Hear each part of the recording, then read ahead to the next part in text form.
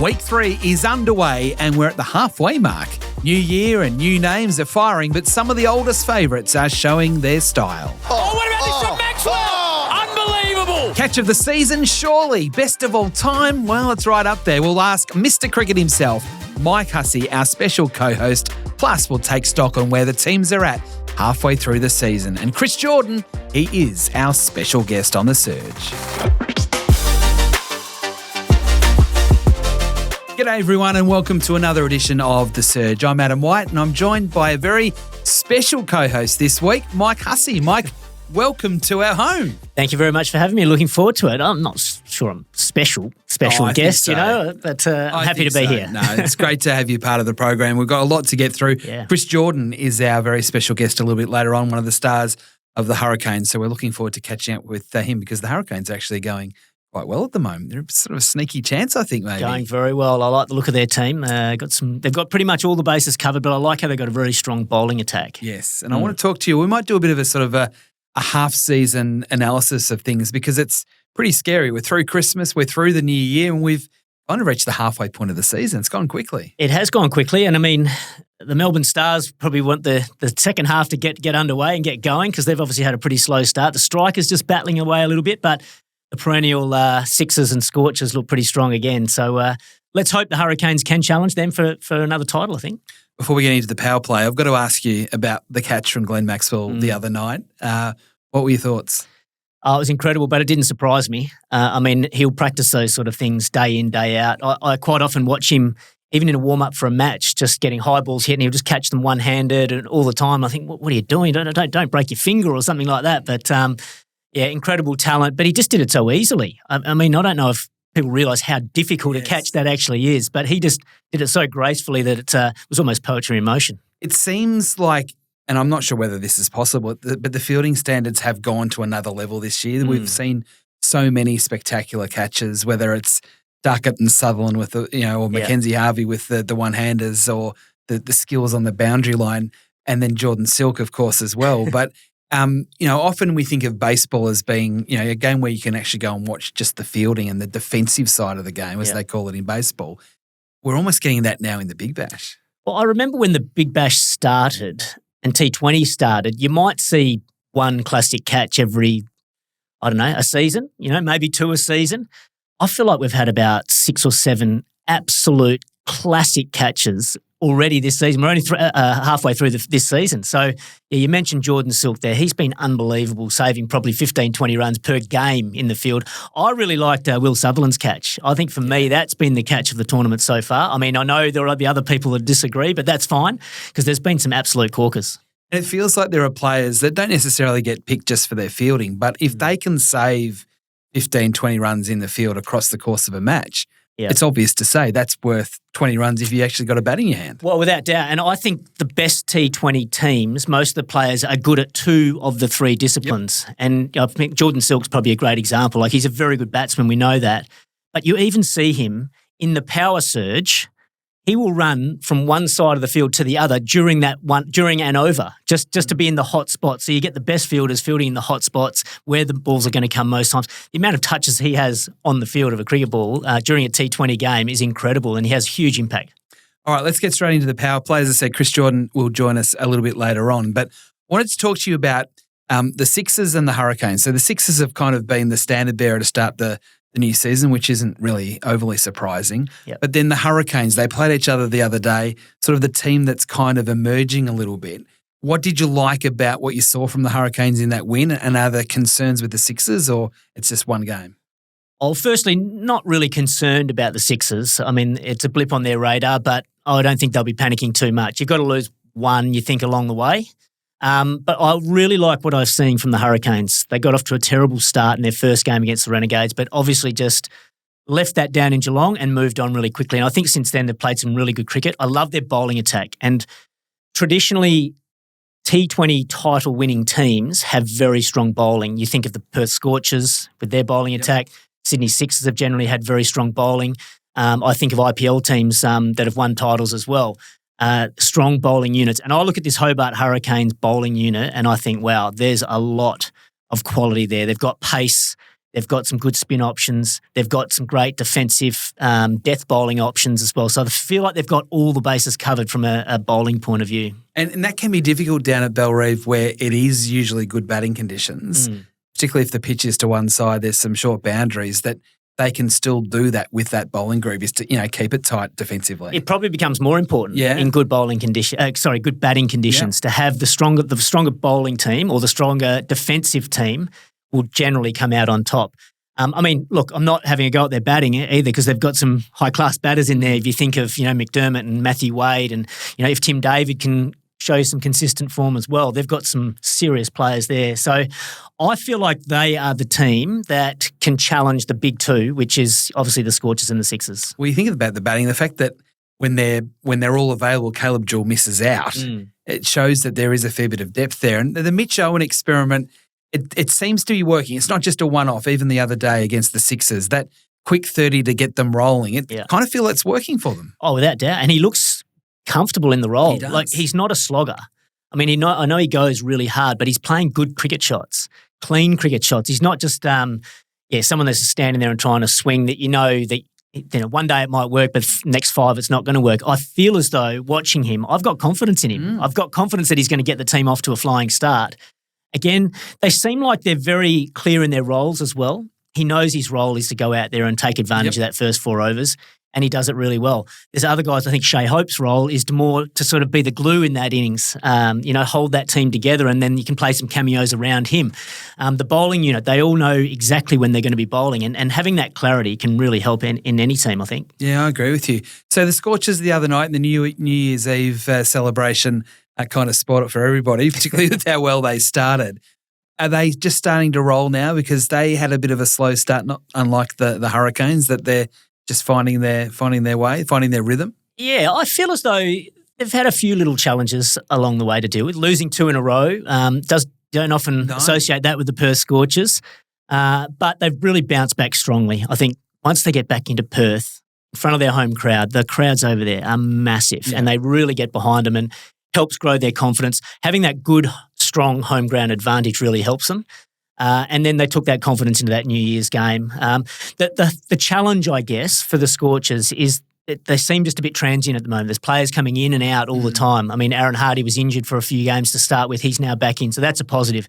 But then Jai Richardson's part of the test squad, so he sort of comes in and comes out.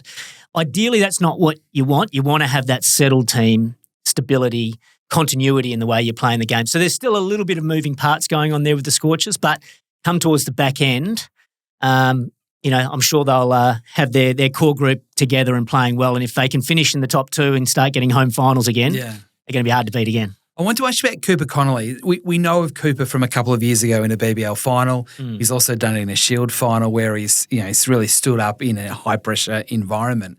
But I just feel that game against the Renegades, we're going back a little while now, on a tough wicket, the way, the maturity he showed that night to stand up. He's had to go to number 3 because of injuries or unavailability to others. But what he's been able to do, whether it be 3 now dropping back to 4 with Hardy back, I don't know. He just seems to have a maturity beyond his years. He's not just someone who hits the ball hard. He's quite a clever cricketer. I couldn't agree more. And I think I watched that game against the Renegades at Marvel on a difficult pitch. And I was just waiting to see how he was going to go about it, whether he was just going to try and hit his way out of it, whether he'd lose his composure, but he remained so calm. And I put myself in his shoes. I would have panicked, certainly before him. And so I think that's a great sign for a young player.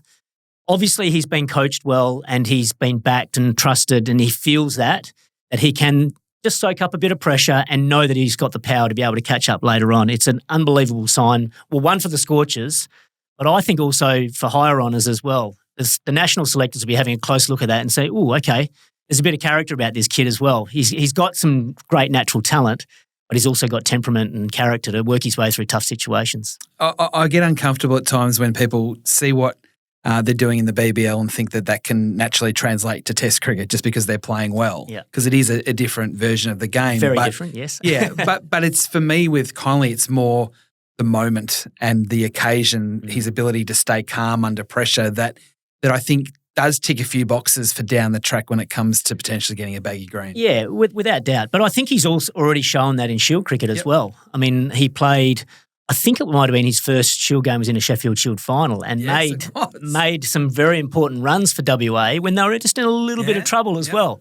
So he's already shown he can play all forms of the game and adapt his game. I don't think he changes his game too much either, which is actually quite a good thing to have that sound foundation that'll hold you in good stead across all three formats of the game. I mean, he's going to get better. The more he plays, the more experience he gets, the more pressure situations he's involved in. There'll be ups and downs like every player along the way, but the signs look really good. All right. The third power play topic is some of the international players that are just struggling a little bit. Colin Munro up in Brisbane. We've had issues with Finn Allen over in the West, but he may have turned it around, which is scary for everyone else in the competition.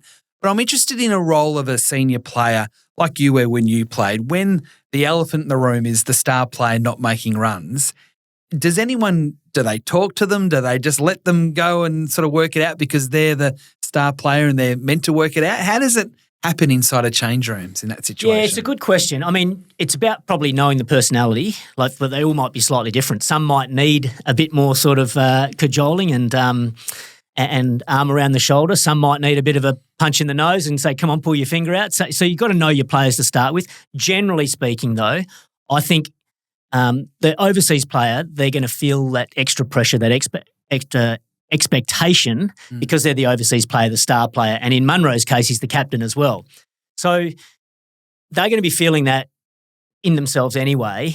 And I'm sure their head's going to be ticking over and stressing as well. So I think as other senior players or if the coach is in the team, it's about trying to help them relax. Take the pressure off them. Mate, no panic. We're backing you in. You're our guy. Keep trusting your game. It'll turn around. Every player's been through this before. Just trust the process that you'll be okay. The last thing you want to be doing is trying to put more pressure on this guy. The last thing you want to be doing is filling their head with more stuff, getting them thinking about too many things. It's about trying to take out much of the doubts and negative thoughts that is going on in their minds and just allowing them to go out there and just relax and hopefully play their best cricket and backing him in, I guess. And I think the Scorchers have done that with Finn Allen. I mean, I've heard a few interviews. I've heard Jai Richardson talking about it, saying, yep, obviously hasn't got off to the perfect start, but we're backing this guy in, and they're good players. They're here overseas players in the Big Bash for a reason because they're good players and they've done it in the past. Just try and take the pressure off them, let them go out there and play, and they'll come good.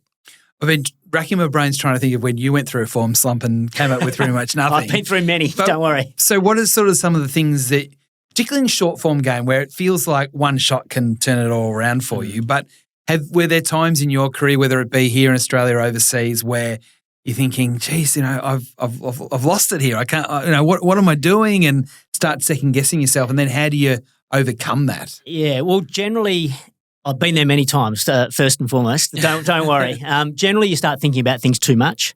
You start trying a bit harder. You start training harder. And you also, well-minded people, they're coming and giving you advice as well. So you're getting a lot of people coming up to you and saying, I've noticed this and, can I help you with this? And I want to try. And you're just thinking, the players that are playing at their complete best, 99 times out of 100, if you ask them, why are you playing so well at the moment? What are you thinking about now? They'll say, I'm not thinking about anything. Yeah. I'm just watching the ball and I'm just playing the ball. I'm not even thinking about anything. So somehow you've got to be able to get all those doubts, all those negative thoughts, all those voices that are coming from different directions out of your mind. Relax, clear your mind, and just try and play that next ball. And that's what, when players are playing at their best, that's generally what it looks like. It's an easy thing to say and a bloody hard thing to do, but that's the secret of the game. That's the secret of batting anyway. Just trying to get out of your own head really and, maybe have a bit of a think about what your best looks like, what it felt like when you were playing at your best. Maybe watch some old videos when you're playing at your best. It might just trigger, that's right, that's what I did. But yeah, generally, if you're not going so well, we think too much and analyse too much, whereas you probably need to go the other way. Is it the same philosophy for a test player to a BBL player when the game is different? The same philosophies, or is it a little bit different because it's so much more high risk when you're playing the shorter form of the game where outs are more, prevalent than it would be potentially in a test situation? I think the fundamentals of the game are the same, whether it's a test match or a Big Bash game or a T20 game. In that mentally you just want to be as clear as you possibly can and just reacting to what comes at you. Obviously, you've got to play the situation of the game as well. Well, unless you're Sam Constas and then you just play a T20 in the first half an hour of a test match or something like that. But generally speaking, you'll play a certain way to however the game is going, So if the T20, you're chasing a big score on a T20, obviously the game situation dictates you're going to be more aggressive, you're going to take more risks. But you still can be calm, you still can be clear in your mind when you are going about playing that way.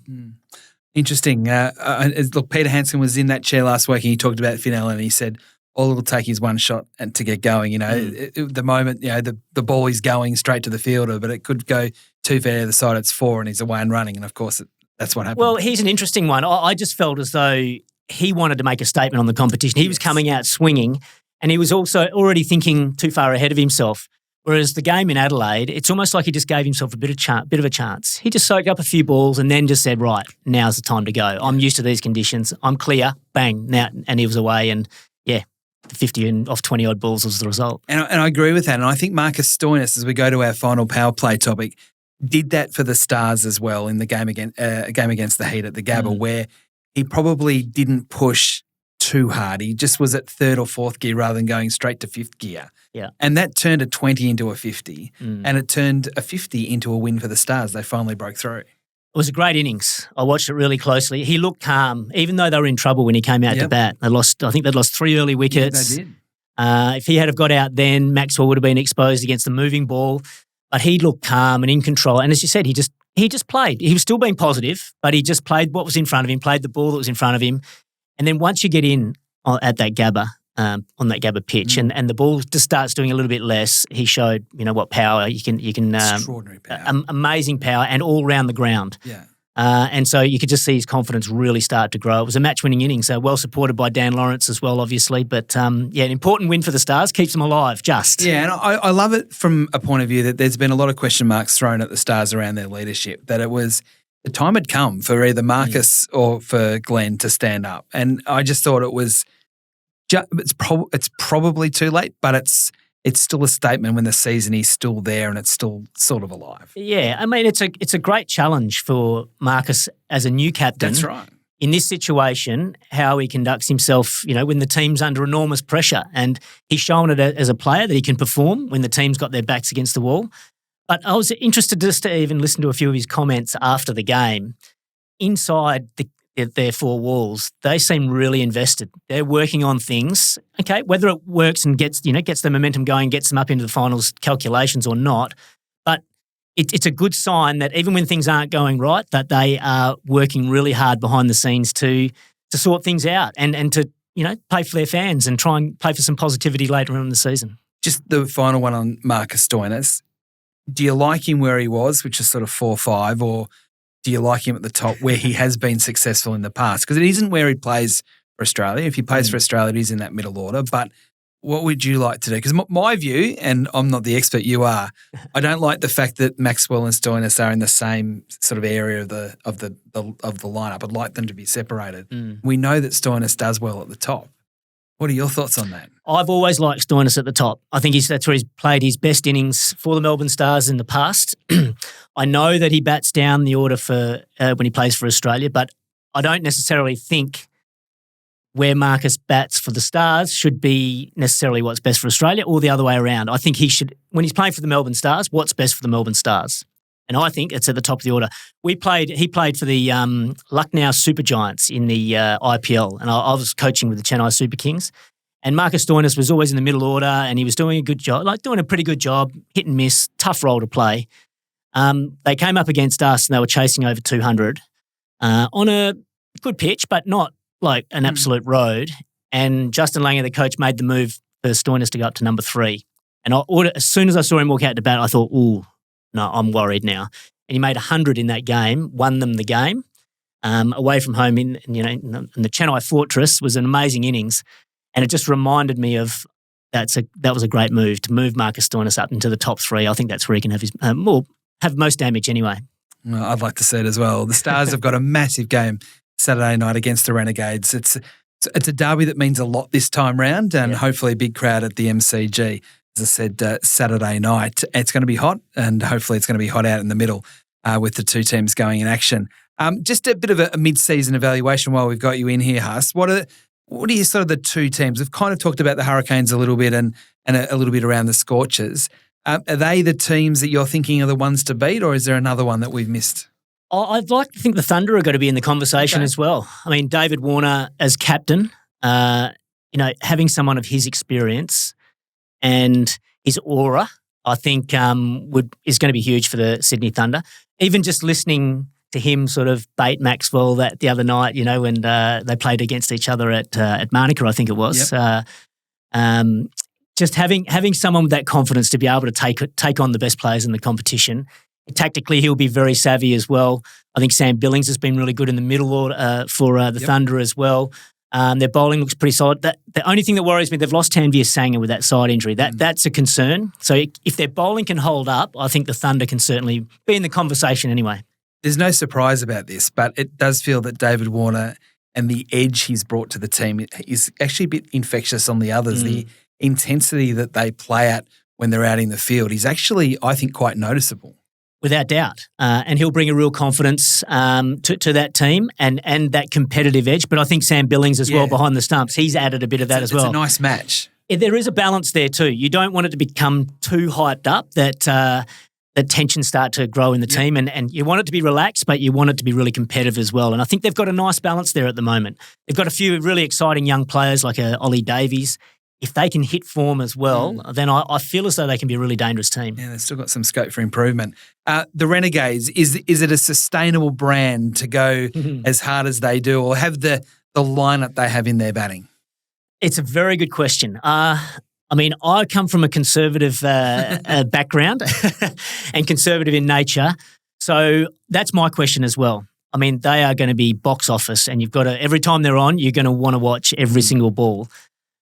Can they do it consistently? That remains to be seen. And, it's not the easiest pitch to bat on there at Marvel either, so it's going to be a challenge. But they've got the talent. If they can get their confidence to go with that as well and get on a bit of a roll, I think they're going to be hard to stop. Every team in the competition is going to be nervous when they come up against the Renegades because if they come off, they're going to win the game. But as an opposition team, you sort of think, well, it's not going to come off all the time. So let's just hope that it's not against us. It's an interesting thing you say because I spoke to Cameron White the other day and he talked about the fact that he'd like to think that when opposition come up against them, they're worried because of what they've got. And he feels that that's an advantage before the game's even started. Now, the other way of looking at it is, well, they might also just put in a shocker because of the way that they play. But I think it is again, I talk about this a bit, a point of difference with the rest of the teams in the competition, what they've got. Well, they've got an identity. Yeah, I like that. I like the teams are saying, this is the way we play, this is the way we're going to go about it, this is the way we think we can win the competition. They've loaded up at the top with some exciting, hard-hitting players, some good overseas players in there as well that can do some damage. It's like the strikers. They came in wanting a spin as their identity. You got Boyce, you got Pope.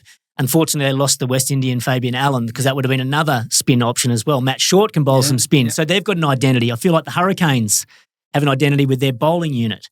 And so I like that certain teams have an identity there. And, I think the Renegades have it as well. And it's good to see. I want to see the Renegades do well because they've been down the bottom for too long. And I'd like, for their fans and for their players, I'd love to see them do well. I think it's one of the reasons why the competition is so exciting this year is that we have got teams that do it differently and they're not all trying to do the same thing, which I think's really good. What about a damaging player to date? One that's really taking the competition by storm. Is there one or two that stand out? There's a few that stand out. I think Cooper Connolly's been a sensation for the Scorchers. I've really enjoyed watching him play. He's only got the opportunity to bat at 3 because Aaron Hardy was injured. Yeah. And I think he's grabbed it with both hands. I think Ben Dorcius with the ball has been superb for the Sydney Sixers. And James Vince, for that matter, with the bat. I think he's such an important player. He started really well too. So they're probably 3 that sort of stand out. I've really enjoyed Will Sutherland's captaincy so far. I think he was under a bit of an injury cloud coming into the tournament, but I've liked the way he's used his bowlers. I like the way when he's come on at the certain stages. I love the way he's batted at the back end of innings. I'm really excited by him as a cricketer moving forward. I think, we've got Tim Payne as a new coach, we've got Johan Boda as a new coach, and we've got Cameron White as a new coach. And I think it's a fascinating dynamic, White and Sutherland. Sutherland came into the Victorian team just as White was finishing. But I think White's driving him pretty hard when it comes to captaincy and and trying to get even a little bit more out of his game, particularly from a batting point of view. It's I think it's that I'm finding that as much an interesting dynamic as the way they're playing at times. Well, it's not a bad guy to learn from. In Cameron White, he's got a lot of experience in leadership. I mean, he captained Victoria when he was very, very young as well. And Will Sutherland's still a young cricketer, and so I think there'll be nice empathy between the two. And I think Cam White, you'll know exactly where you stand, and he'll be very straight in his views and beliefs. But I get the feeling Will Sutherland's made of some pretty strong stuff as well. And if there's things he doesn't agree with, I'm sure he will stand up for what he believes in too. Yeah. Okay, some moments. I can think of the likes of Jordan Silk in the field. We talked earlier about obviously Maxi's catch and a few other catches around the competition, but moments or themes that we're starting to see through the halfway point of the season that maybe there's some teams that need to learn from what some of the others are doing. Yeah, it's a good one. I mean, the fielding stood out to me. Some of the catches we've seen have been incredible. So I've loved that side of things. I think strong bowling has really stood out to me. So I look at the Hurricanes, I look at the Scorchers in particular, I look at the Sydney Sixers, good bowling units. And then I guess on the flip side, the Stars have been chopping and changing with their bowlers a lot. They haven't got that stability. So that's probably a bit of a standout for me. I would say I wish we had more last ball finishes. We haven't had any of those, or many of those just yet. So I want to see a few of those in the back half. But I guess, again, it just sort of shows to me that having those settled teams with experienced players like the Scorchers and the Sixers they have this belief they can win from anywhere. There's been a couple of games. So I think of the Sydney derby, Thunder versus the Sixers. And the Thunder looked like they had that game. Ben Dorshus comes in and smacks a couple at the end. The Sixers just find a way to fall over the line. And that just showed me again that there's so much belief in that team that they can win from anywhere. I see it with the Scorchers a bit as well. Teams that know they can win from any situation. And then the Thunder are a very good team. And I feel like they can take that next step, but they just haven't quite got that belief that they, in that real tight pressure situation that they're going to win this game just yet. So that sort of stood out to me, that the experience of some of those fantastic teams that has held them in great stead for a long time. So you've captained the Thunder to a title. So you know what it's like to captain BBL teams. You referenced Will Sutherland before. We've got Moses Enriquez at the Sixers, Ashton Turner in Perth, the calm, like ice in the veins type cricketers that not only in the field but obviously when they bat as well just seem to make the right decisions at the right time. Yeah. Have we got to a point where captaincy is even more important in not just BBL cricket but T20 cricket? I think it's been one of the most underrated things over the last 4 or 5 years. I think captaincy and good captains versus average captains can be the difference between winning and losing games, and it is definitely the difference between winning and losing titles. And you mentioned two there, Enriquez and Ashton Turner, two of the better captains going around. The way they are calm under pressure, but then the tactical moves they make at the right times. It's no surprise in my mind that two good captains are leading two good teams that keep getting through to the finals, So totally underrated, in my view, all around the world. I saw it in the IPL as well. We've had MS Dhoni as our captain for many, many years, and unbelievable. We even had, he's got such an aura that teams, when they turn up, they don't think they can win just because they're playing against Dhoni.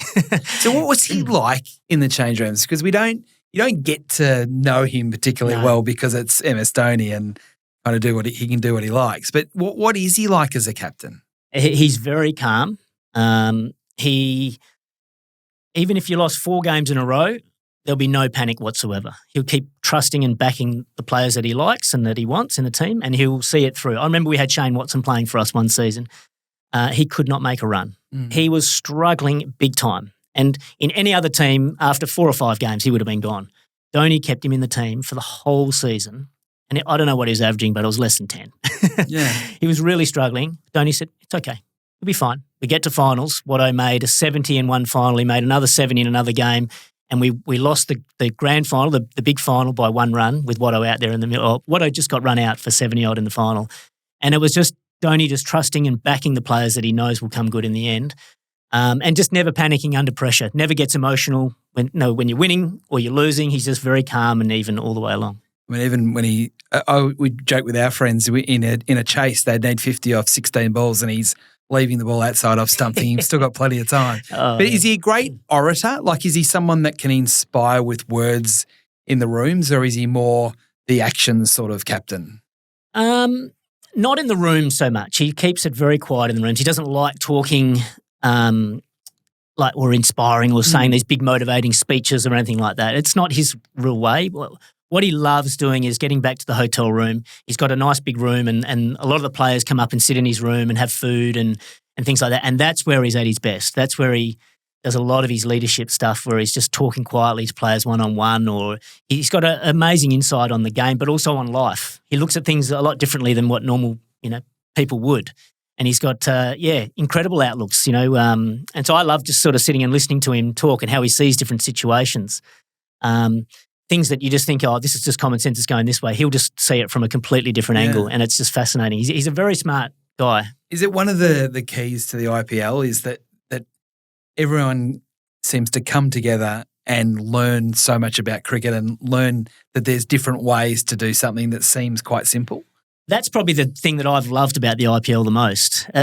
Initially as a player, coming into one of those Indian dressing rooms, and you're in the same dressing room as Indian players, obviously, but you've got West Indians, South Africans, English guys, New Zealanders, and just watching how they go about their preparation, their philosophies on the game, how they see the game. You just learn so much. And, that's what I loved most about the IPL to start with. I mean, the cricket's unbelievable. The fans are unbelievable.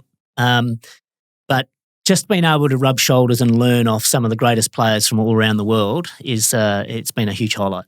We totally got on a different tangent than I expected, but just MS Dhoni to me is just it's like a mythical figure in so many ways, and you're there behind the curtain. Okay, before we go, just if we were to redraft the top picks now, would you do it much differently if they were selected, they're all thrown back out on the table and you went again? Ben Duckett was the first pick. Yeah. I think he's been pretty good for the Stars. Yeah. I mean, batting's a tough one because one ball you can miss out. I mean, I think one of the games he got caught down the leg side, which is a bit stiff, But he's a scary player to bowl against, I think, or play against. So he's got to be up there. I like Overton. I think Jamie Overton's probably the number one pick for me for the strikers. He's almost two players in one. He bowls the difficult overs for the strikers, great competitor. He's been damaging with the bat as well. So getting someone that can contribute with both, I think, is pretty important. So I'd probably have Overton number one. Duckett's not too far behind. He's pretty handy as well. Who else have we got going around? Well, I think Chris Jordan. He'd be right up there again because he can contribute in both. And I think you're going to have a look at your squad and your list and see where your holes are. And obviously, you'll pick someone to fill one of those holes. But if you can get someone to do the really difficult jobs, like Chris Jordan does, bowling at the death. If you've got one of the world's best death bowlers, then I think they become so valuable. Yeah, and he wants those jobs as well. And he wants to get out there and whack them around the last 4 or 5 overs. He wants to be the one taking the catches in the outfield. So you talk about two-dimensional. I mean, he is the genuine three-dimensional player. Right, so they're handy to have. And then the other side of it is he's such a great guy as well. Yes. Great character to have around the team, a great role model for the youngsters to watch. He's so professional. He's probably got to be right up there in your thinking as well. Well, speaking, I think we may as well bring him in and have a chat to him. Chris Jordan, he's not going to come into the studio because he's down in Hobart because the Hobart Hurricanes have got a couple of home games at the moment, but he is going to be our special guest. But before we go to the break, don't forget the BKT Big Bash tipping competition. The overall prize is $10,000, but you also got weekly prizes worth $1,000 as well. So make sure you get the Big Bash app downloaded onto your phone to not miss a beat across the BBL season for all the highlights, the scores, and the additional content. So Chris Jordan, he'll join us after this. Welcome back to The Surge with Adam White and Mike Hussey. It's time for our special guest this week, and we're going down to Hobart. It's the Hobart Hurricanes, and it's one of the stars, not only of the Hurricanes, but of the competition. Chris Jordan, one of our international visitors. Chris, welcome to The Surge. Hey guys, thanks for having me. Good to be here. What's it like to be back playing again in Australia in the BBL? It's a great feeling. I have so many good memories here. been coming to the Big Bash for quite some time now, and yeah, it just keeps dragging me back in. Just the energy of the competition, the public, the different cities. So it's just a joy to be here. And the draw of the Hurricanes to go down and sign a multiple-year deal with the Hurricanes. I'm sure there were a number of other clubs that would like to have you in their colours, but to be part of the Hurricanes and for multiple years? Yeah, it's one of those things. Obviously, I signed last year, which was kind of a draft situation, but having come down here, being so well welcomed, they really helped me settle really, really quickly off the field, which I thought allowed me to get on with on-field stuff as well. Well-run organization. Nelly as captain, obviously someone who I've played with and spent a bit of time with as well. So it just added all those ingredients to just come back and sign a multi-year contract. Obviously, I feel like a city and a franchise that's creating success as well. So the prospect of potentially being part of that for the first time as well was a big draw as well. Yeah, and CJ, you've played for a few teams in the BBL. What are the differences with the Hobart Hurricanes in comparison to the other teams you've played for? Yeah, it's a good question. I mean, obviously, I'm very grateful to have had the opportunity to play for the other franchises as well. But I just think at this particular moment in my career, as I said, the organization, I think the role that I play within the organization and within the team just really fits and suits me perfectly, not only with the ball, but with the bat and also off the field in terms of a leadership role as well. I think all those things just really sit well with me here. Yeah, you talk about your role with the Hobart Hurricanes with the ball and the bat. I'm just interested in, from a preparation point of view, how do you find the balance between the amount of time you need to put in for your bowling, but then also from the taking care of the batting side of things? Yeah, it's one of those things that definitely as an all-rounder, you have to put equally as much work into literally all the facets of the game, and that's including fielding as well. And I think a while ago, I kind of looked at it and thought, okay, if I need to make improvements or if I need to do all of those skills at a high level, first and foremost, my fitness would have to be in order. So that was kind of my first protocol, to make sure that my body is in good order, so that when I do need to train at a particular intensity for all three phases of the game, I can do that. Do you like bowling in the first sort of 5 or 6 overs, or do you prefer bowling at the end? Because one of the features is you do both. In fact, you bowl in the middle as well. Your overs are spread out over the 20. Is there a particular role that you think either suits you best or you enjoy the most?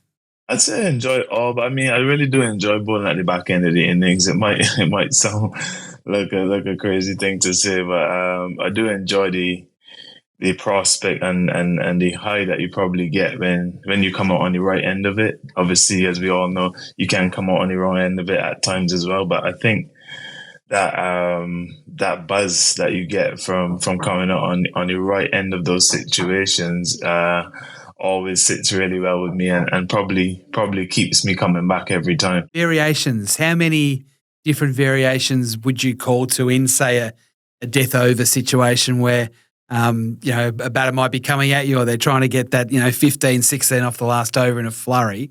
Have you got sort of a number of balls that you would go to, or do you are you a bit more sort of spontaneous and sort of make it up as you go along?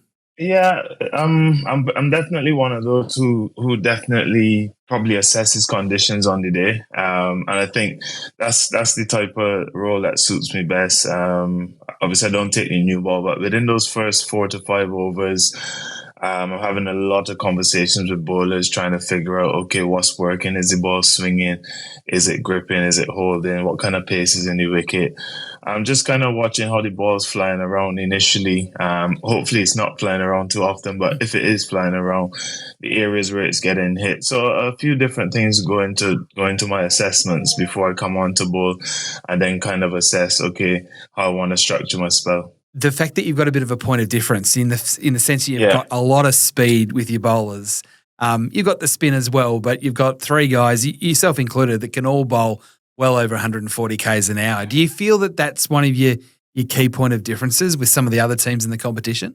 Yeah, I'd like to say that's one for sure. But I think, especially with me and Nelly's style of bowling, obviously we're probably known for being more defensive bowlers. After obviously the high speed is going at the top, I think me and Nelly have a great opportunity in the middle of the innings to really assess kind of how we're going to go about our spells, and we're going a long way towards really keeping teams as quiet as possible as the innings progresses, and then at the back end, we kind of feed off of each other and really communicating really well as to what's working on the day. And kind of trying to close out games in that way. So I think the game's getting set up really nicely for myself, Nelly, and the spinners as well to really control the middle and the back end of the innings. Yeah, as an outsider looking in, you look like you've got probably one of the best bowling units in the competition with the pace that we're talking about, but also the defensive capabilities, good spin options as well. Feels like all the bases are covered. Does it feel like you've got a team there that can go on and really challenge for this title? Yeah, I'd definitely like to think so. But as we know, cricket definitely plays on the day. Played in so many different teams, so many different tournaments, and yeah, you can get off to a nice start, and you should take confidence from that. But I think the ultimate goal would be to make a deep run into the playoffs, So we just have to keep building on a lot of the good things that we're doing so far. I think the role clarity, everyone's quite settled in their role, and the role clarity is there. We just have to continue to keep bringing that energy and that focus game to game to really make it count. What's it like having Shea Hope in purple this year? Yeah, it's a good feeling. Obviously, well documented. Me and Shea grew up in the same hometown, so and I've known him for many, many years, and he's a real professional.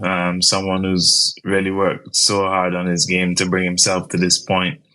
Probably was pigeonholed initially, but I reckon in the last couple of years, he's really come to the fore in the T20 game, improving his strike rate, and he's a real good foil for us at number 3. You can assess conditions. If someone's in a good spell, he has the technical capabilities to deal with that, but he also has the power game to push the game on as well. So that's on the field, but obviously off the field, it's just great to have a familiar face around, and to have a good laugh and a joke with as well.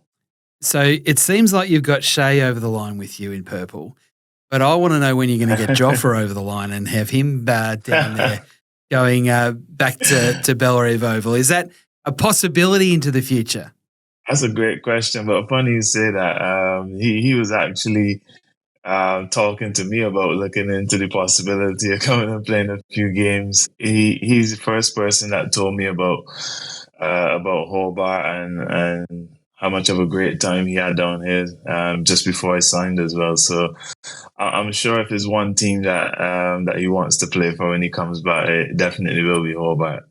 You've got a lot of excited people down Hobart hearing that. Yeah, and I'm just interested to know what it's like to be an overseas player coming into the Big Bash and the challenges, I guess, that are associated with that.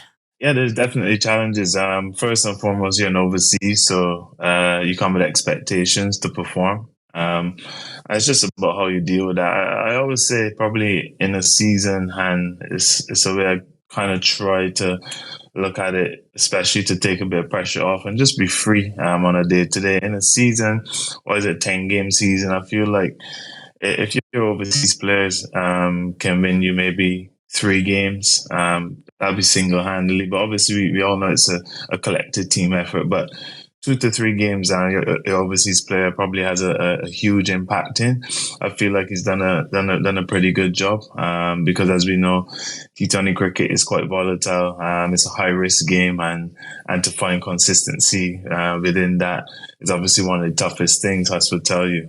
But if your overseas player can have a real good impact on the field in maybe 2 to 3 games, and then off the field, really improve the team, and youngsters and other guys can learn off them as well. I feel like they're doing a good job. And you mentioned earlier that you've obviously played in so many leagues all around the world, as well as international cricket, of course, for England. But Where does the Big Bash stand in all those leagues that you've seen around the world?